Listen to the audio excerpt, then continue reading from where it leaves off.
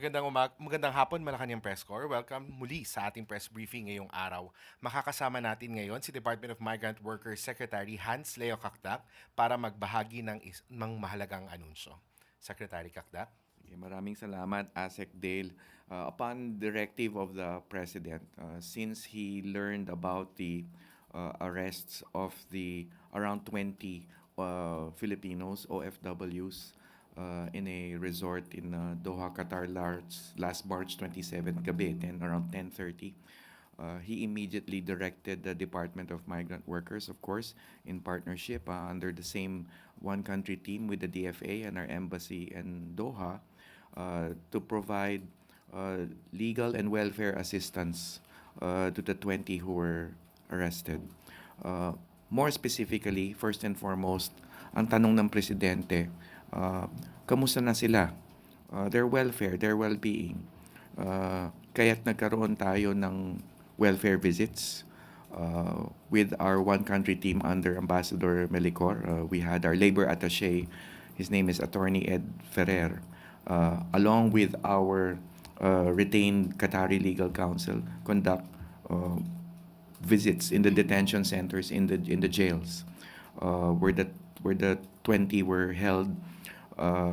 There were 12 males, there are 12 males and 5 females and 3 minors. And of course, we know na unang nakalaya yung 3 minor de edad, naiwan yung 12 kalalakihan and 5 na kababaihan in separate detention or jail facilities. The second and more important, should I say, directive of the President was to secure their immediate release. And with gladness, we report today that, of course, based on the President's directive to secure the immediate release of the 17 who are still detained, the Qatari authorities, in 2 separate batches, the males at around 2:30 a.m. Qatari time, and the females around 4 a.m. Qatari time, were provisionally released pending investigation. So this means they have their liberty pending investigation. They're able to all go home to their respective homes in Qatar, in Doha, and able to spend time for themselves and their loved ones.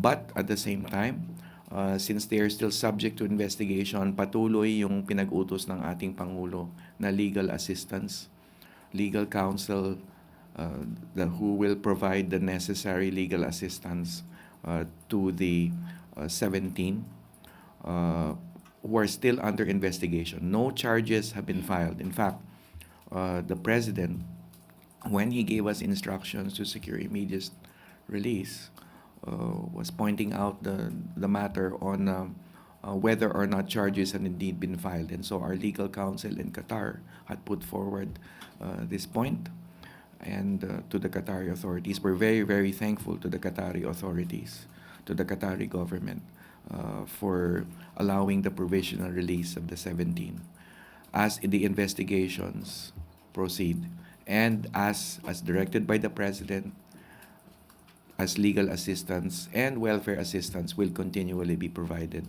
to the 17. So yun na lamang po. First question, Jinky Baticados, IBC. Good afternoon po, Secretary. Sir, since it is provisional release pa lang po, what if po, sir, kapag may nakasuhan, what is the potential penalty? Yes, I think before I respond to that, Jinky, I need to always put in that reminder to our kababayans to please observe host country laws and regulations. Dito yung nangyari sa Qatar, humantong sa arrests. But when it comes to mass actions and assemblies, they are regulated in their respective host countries. And in some countries, maaring walang arrest na nangyari. But we know there are other countries that have taken note of mass actions and have been monitoring the movements behavior of our Filipino communities abroad. So, ang mensahe ay mag-ingat lang po. Siguraduhin sundin ang batas, ang mga regulasyon ng host countries. And sorry, Jinky, pakiulit na lang. Yes, sir. If ever lang po, sir, na may nakasuhan or makakasuhan, ano po yung mga potential penalty kayo? Okay. Ang alleged dahilan ng kanilang pagka-aresto ay yung matter on illegal assembly or gathering without a permit, and gatherings that potentially disturb public security. Ito yung mga aligasyon, okay? Kaya't ang legal defense natin will be there ready to defend our 17 from these allegations as directed by the President. So, ang penalties nitong illegal assembly is 6 months up to 3 years imprisonment and a potential fine of 10,000 Qatari riyals to 50,000 Qatari riyals. Subject, of course, to the recommendation of the prosecutor and the discretion of the Qatari Criminal Court. So, yan ang potential penalty. But as I said, part of the legal assistance that have been so carefully directed by the President is to put up the best legal defense for our 17 kababayans. Maricel Halili, TV5. Magandang hapon po, sir. Sir, ano po yung naging argument ng Philippine government or at least yung basis na inilatag natin to convince the Qatari government na bigyan ng provisional release itong 17 Filipinos? Yes, ang main point is yun nga, that they had been detained and an inquiry as whether charges have been filed. Wala pa naman sa ngayon, so perhaps it would be best to secure their provisional liberty in the absence of charges and while investigations are still going on. We know for sure that the Qatari Prosecution Service is still conducting its own inquiry and investigation. Of course, we are also, dahil welfare check ang gusto rin ng ating Pangulo, we want to know for sure if our 17 kababayans are medically safe, are in good physical condition. So in fact, one of the things that we will do, of course, under the leadership of Ambassador Melicor, our labor attaché, will bring in medical help and assistance to check on the 17. So medical condition would be another argument or point raised there in terms of ensuring that they are all physically in good health. And of course, sir, habang nasa provisional release sila, hindi sila pwedeng umuwi dito. Yes, they could not travel outside of Qatar while the investigations are going on. But ang mahalaga dito, provisional liberty is still liberty.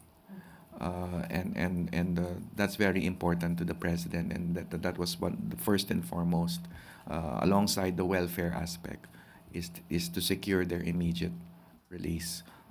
And sir, just so we can have an idea, usually po ba sa Qatar gaano kahaba yung procedure, yung mga legal procedure nila bago naglalabas ng decision yung korte? Well, we know for sure na sa Qatar ay mabilis naman ang dispensation ng justice ang mga proseso proceedings. I cannot just peg the exact timeline or date so as not to raise inaccurate expectations.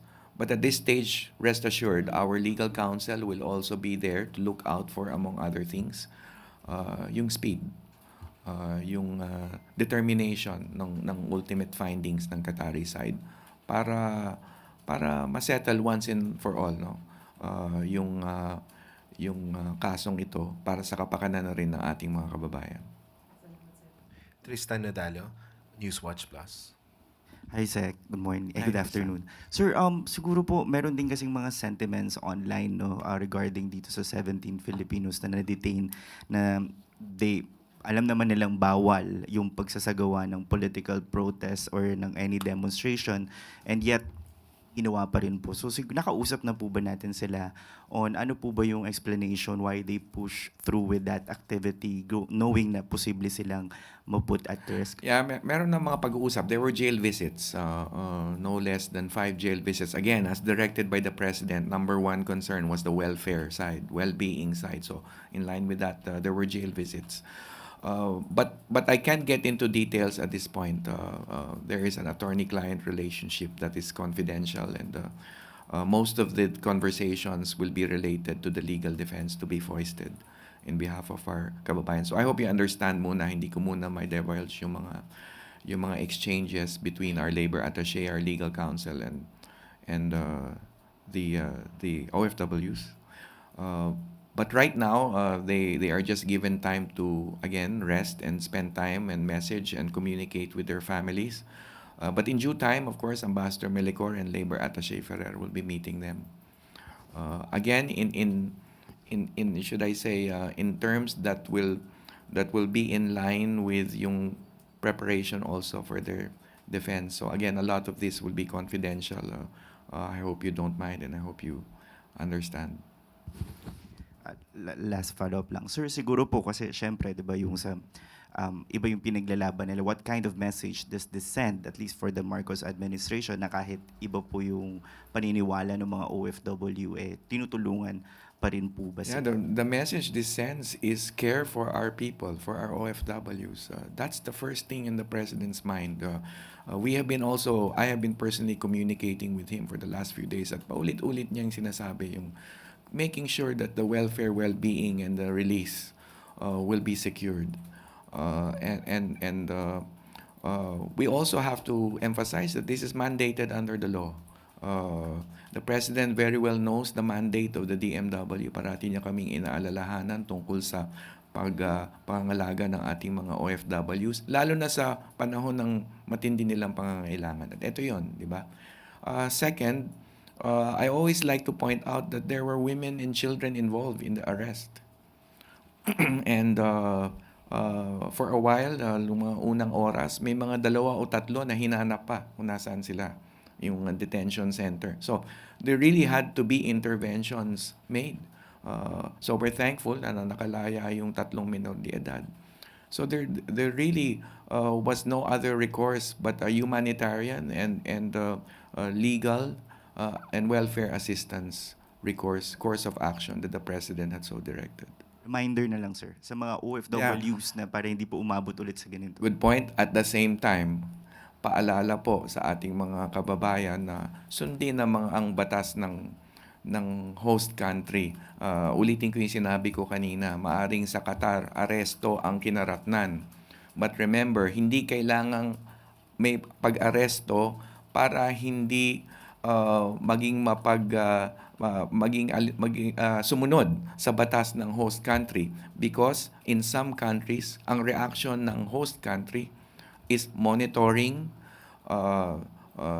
surveillance ng activities ng Filipino community. So kailangan talagang mag-ingat, doble ingat, triple ingat, dahil kailangan sundan ang batas ng host countries. And ako naman din sasabihin ko, I will also be the first to say, tanyag naman ang OFWs sa pagsunod sa batas ng host countries. We have always been good citizens, residents of host countries. Kaya tayo naging sikat sa buong daigdig. So, we are very confident and sure that our OFWs will continue to comply with host country rules, laws, and regulations.